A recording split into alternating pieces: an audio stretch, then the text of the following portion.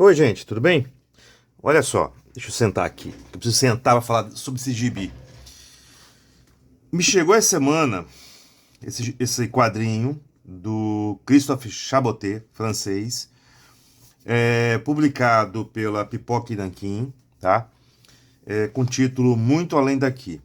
Esse é o último lançamento do Chaboté lá na França, lá na Europa, e também o último lançamento que a Pipoca e Nanquim fez dele aqui no Brasil, tá? Quase casados, praticamente. Eu tenho uma coleção enorme aqui de livros do Chaboté, né? Vou até botar aqui quase tudo, só falta, se eu não me engano, um dos livros, tá? Tem um solitário. Esse foi o primeiro que comprei, um pedaço de madeira e aço. A ordem de publicação aqui no Brasil, pela Pipoca, todos eles foram publicados pela Pipoca e Nanquim, tá? A ordem de publicação não foi uma ordem de lançamento lá na Europa, sabe? Eles foram lançando o que eles conseguiram, salvo engano meu. E também lançaram de cara, acho que um dos melhores quadrinhos dele, de primeira, que foi um pedaço de madeira e aço, que é um quadrinho todo mudo, que gira em torno da história da vida que acontece em torno de um banco, de um espaço público, de uma praça, de um parque, o que que seja, né? Então várias histórias acontecem aqui e se repetem, tá? E às vezes se cruzam e se conectam. Isso aqui pra gente já foi uma aula de quadrinhos, uma aula de pensar o lugar, né? Seja ele um lugar, uma praça, um parque ou um banco de praça, né? E aí teve o lançamento do Solitário. Esse foi um dos últimos que eu comprei, antes desse último, esse agora que eu comprei. Acenderam uma Fogueira, que é uma quadrinização inspirada no conto de Jack London, tá? Que, por sinal, é citado naquele livro. Moby Dick, clássico, do Herman Melville. Museu, uma história onírica, praticamente onírica, sobre o Museu d'Orsay em Paris e como que as obras de arte se relacionam entre elas ali, né, quando todo mundo vai embora. Purgatório, uma história sobre vida e morte, né? Yellow Cab, outra história sensacional do Chaboté, sobre a experiência de um. Se não me engano, meu também é uma história. Baseada no romance de Benoît Cohen, de um cineasta que quer tentar entender ou fazer um filme, um documentário, não lembro agora, sobre os taxistas americanos, os Yellow Cabs, e ele vira um, para poder entender isso, né? Sensacional. Tudo bem, essa é muito boa, tá? E esse último agora, deixa eu botar aqui de lado, do Muito Além Daqui. Cara, foi um quadrinho que pra mim agora tá sendo o melhor quadrinho que eu li do Chaboté até o momento. Tá um dos melhores quadrinhos dos quadrinhos que eu já comprei da Pipoca Nanquim, dos melhores quadrinhos que eu já li nesses, sei lá, últimos anos. É, Porque, sabe, ele não é simplesmente só um quadrinho. Ele não se limita a ser um quadrinho. Ele é uma. Um quadrinho. Ele é a essência do quadrinho, tá? Mas uma essência que vai além. Posso dizer, meio que fazendo uma referência ao próprio título. Ele vai além disso, tá? Usar o quadrinho como elemento, por que não dizer, sociológico e antropológico, tá? De percepção do que acontece em sua vida, à sua volta. Nesse quadrinho, o Chaboté, ou Christophe Chaboté, ele conta a história muito simples, assim. A premissa é muito simples. A história de um senhor, de um cara aí, volta dos seus 40 anos, que passou quase 30 anos no mesmo emprego, e morando praticamente no mesmo lugar, no mesmo apartamento pequenininho, salvo engano meu, em Paris, num subúrbio de Paris, alguma região ali de Paris, subúrbio, tá? E ele sempre trabalhou no mesmo lugar, como um segurança, um vigia noturno de uma área de estacionamentos, ou você não sabe, não sei exatamente se é estacionamentos, ou seja, um prédio comercial. E ele sempre trocou o dia pela noite. Ele sempre foi como ele sempre foi um segurança noturno, ele sempre chegava, ele dormia o dia inteiro praticamente, chegava à noite e mal via as pessoas e mal via o dia passar. Ele só vivia à noite, chegava em casa de madrugada, provavelmente no amanhecer, e ia dormir, para depois, de novo, voltar ao trabalho. E nunca tirou férias, né? E quando ele decide tirar férias, depois de 28 anos, ele decide fazer algo assim muito inusitado, né? Ele quer ir para o Alasca, fazer um turismo radical lá no Alasca. Conhecer as rotas lá dos antigos mineradores de ouro, né? Ele cita aqui o Jack London, que a gente associa logo a questão aqui desse filme, desse quadrinho sobre a fogueira, que é uma conexão direta com o quadrinho, querendo ou não, né?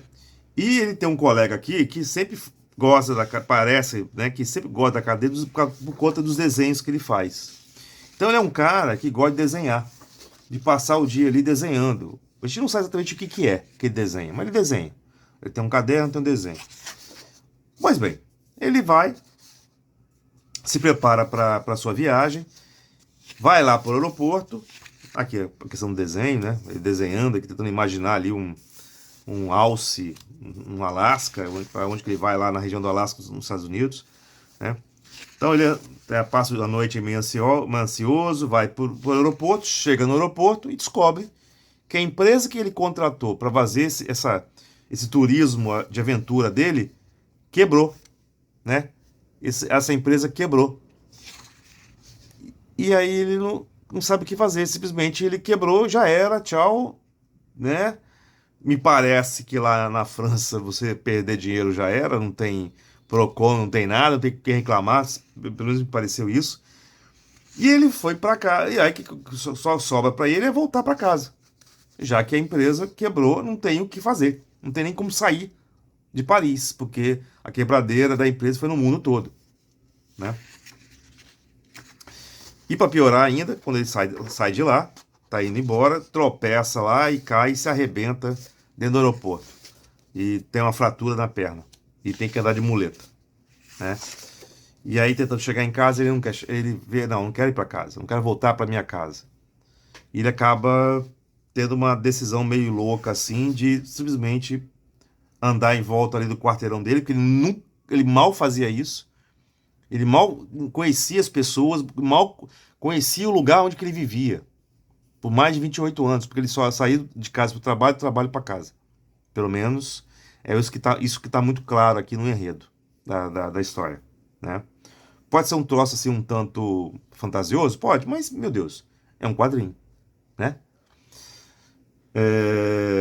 E aí, ele decide, em vez de ir para casa, procurar um pequeno hotel ali perto da casa dele mesmo e ficar por lá. Porque ele não sabe o que fazer.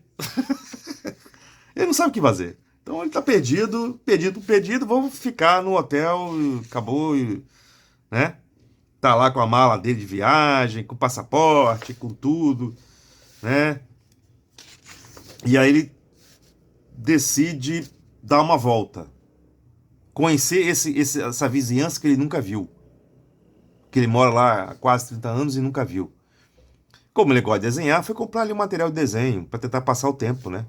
Tá com a perna quebrada ou fraturada, tá lá no hotel, hospedado, não sabe muito o que fazer, não sabe o que vai fazer, qual a decisão que ele vai ter.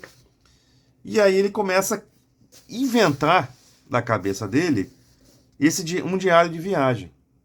O que ele gostaria de ter visto, né? Pelo menos a princípio, né? E começou meio que a relatar, fazer um relato dessa viagem imaginária dele a partir das experiências que ele estava tendo no seu bairro, naquela região ali, no entorno, né? No entorno do hotel, pertinho da casa dele, né? Um lugar que ele mal conhecia, vivia lá por mais de 30 anos e mal conhecia. E ele começou a criar algumas histórias, alguns relatos, como se ele estivesse viajando, né? Fazendo uma expedição, mas na verdade ele só estava ali em volta daquele hotel, basicamente numa praça ali. Ele meio que a história se passa numa praça cercado por 4 ruas, né? Basicamente um quadrilátero, né? E tenta e começa a descobrir coisas pequenas, coisas invisíveis, né? A se atentar a coisas invisíveis, praticamente quase que invisíveis no dia a dia da gente, né? Um pedaço de papel, às vezes é um lixozinho que alguém deixa. e começa a recolher essas coisas, né? E começa a organizar essas coisas. Acaba no meio do caminho, no começo dessa história, ele acaba encontrando um mendigo, que vai ser importante no final. Um mendigo que ele tenta também que assustar, porque o cara começa a falar que aquele banco é dele. Sai daqui que esse lugar aqui é meu, né? Lembrando do banco, esse banco lembra um pedaço de madeira e aço, né? Que é aquela primeira HQ que foi lançada, o Chabotê aqui no Brasil, pelo Pipoca Nanquim. E ele começa a organizar essas coisas que ele vai coletando e transformando isso numa narrativa, né? Numa história. E essa narrativa é uma narrativa gráfica. Então é texto e desenho. Então ele tem uma sequência de coisas, uma listagem de coisas que ele fez no dia, e o que ele foi recolhendo, ele foi meio que transformando, né? E tem sempre, às vezes tem sempre ali um pensamento do dia, né? Em alguns momentos depois, lá na frente, isso vai virar um poema, né? Isso acaba virando quase praticamente um poema, né? E ao mesmo tempo ele tem ali a senhoria ali do hotel, né? Uma das donas lá do hotel, é um hotelzinho pequenininho, velho, que é gerenciado por um casal, né? E aí ela começa a estranhar esse cara. Quem é esse cara, né? Pô, o cara escreveu, botou o endereço dele aqui do lado. Pô, esse cara vem se hospedar aqui, pertinho da casa dele. Bom, e todo dia ele vai fazendo essa sequência de catar coisas invisíveis, né?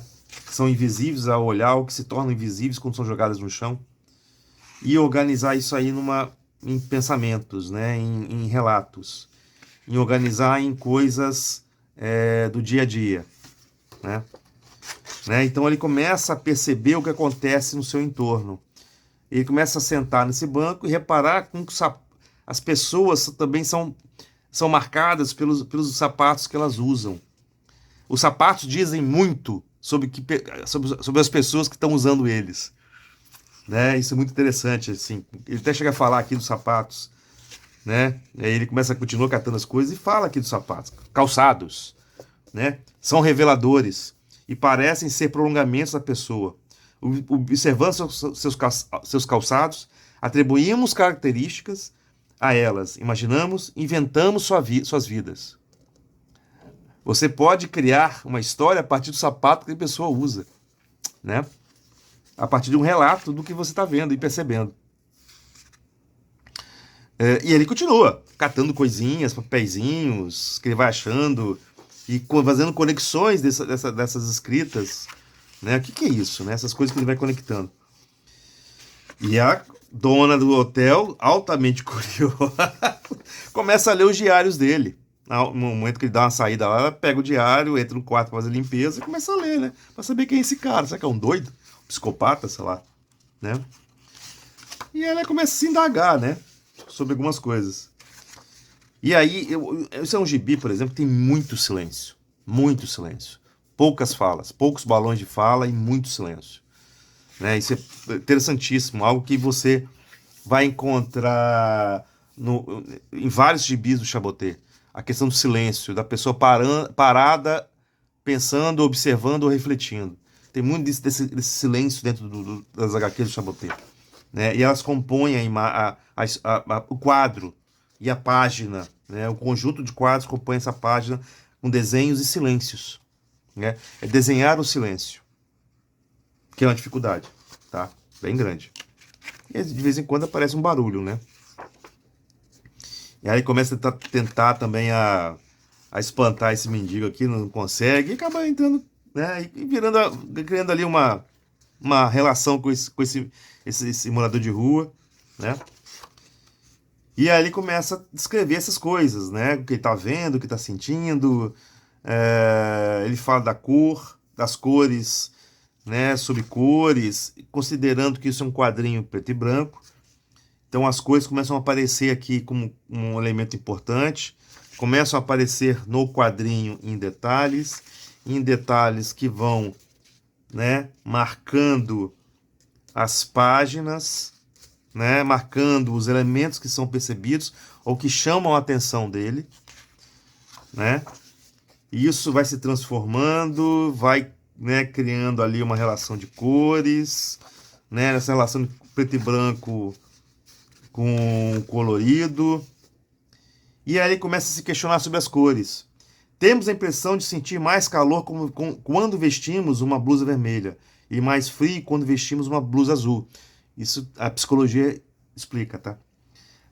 Nos banharíamos do mesmo jeito se o mar fosse laranja? E se o céu fosse verde esmeralda? E se a grama fosse violeta? Seríamos capazes de comer uma banana azul, um frango verde, um ovo frito roxo? Por que o vermelho parece doce? O limão turquesa, cerejas anil, ervilhas azul marinho e ao mesmo tempo dá medo, né? Também isso começa a virar também signos, né? E esses signos começam a ser marcados também, ele começa a marcar essas coisas e ele começa a trabalhar com no desenho, tanto que aparece aqui no começo, né? Como meio que um símbolo ou um signo importante. Começa a aparecer também aqui no caso o jogo da velha, né?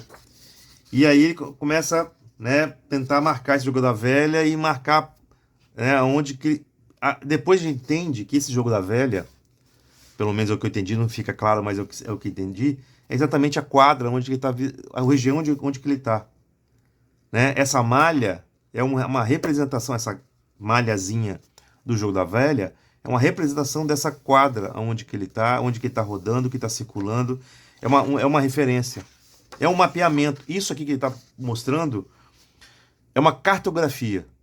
É uma cartografia do sensível, do que ele está sentindo a cada dia que ele faz uma visita no entorno da região.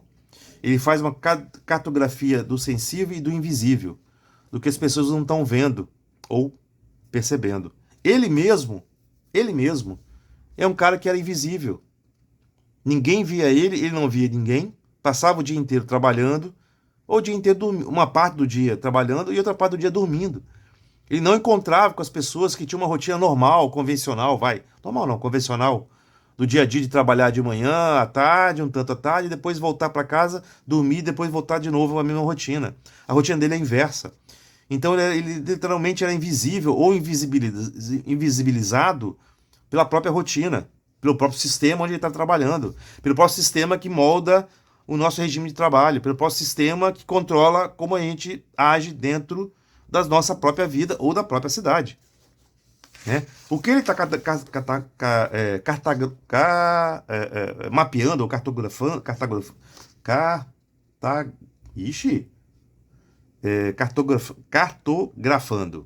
cartografando, perdão, deu uma trava-língua aqui. O que está cartografando é exatamente o que ele está percebendo no entorno da vida dele, o que ele não percebia. E isso começa a gerar também nele novas percepções, novas formas de enxergar elementos ou relações com os objetos que estão em volta dele, né? Ele começa a amarrar alguns elementos e criar novos elementos. E isso graficamente fica do cacete, cara. Do cacete, um quadrinho.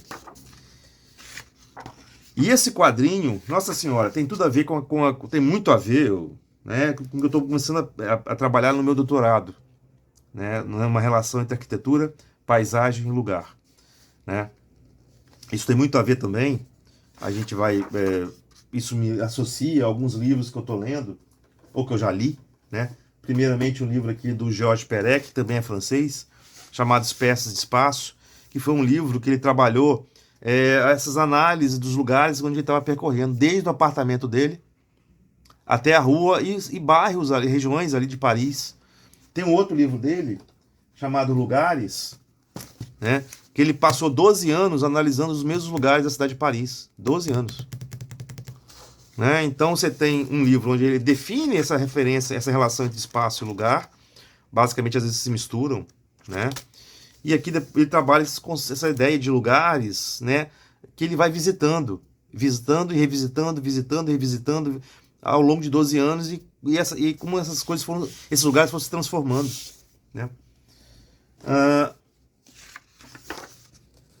E aí ele fala, então, logo, tem uma crítica que logo aqui, que no momento que ele percebe as pessoas totalmente vidradas nos celulares, né? E por estarem com foco no celular, elas não percebem nada em volta, tudo está invisível, menos o celular. Então ele está no meio de pessoas que circulam para lá para cá, com o olho focado numa tela, e o que está em volta não é percebido. Ele, por exemplo, não é percebido, né? Ele percebe os outros, mas ele não é percebido. Isso vira uma crítica, né?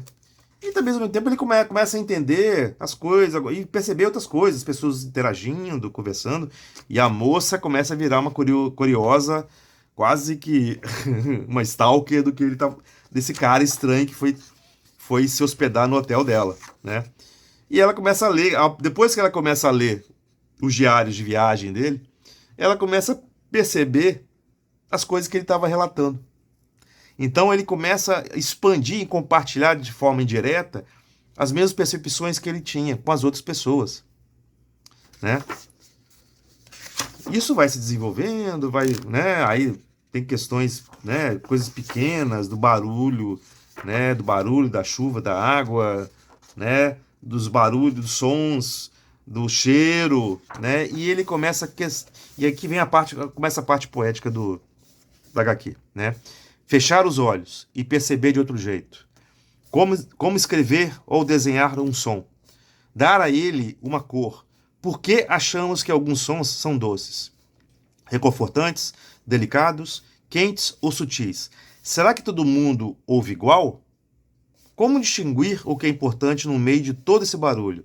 Como perceber a delicadeza de alguns sons no meio de toda essa confusão?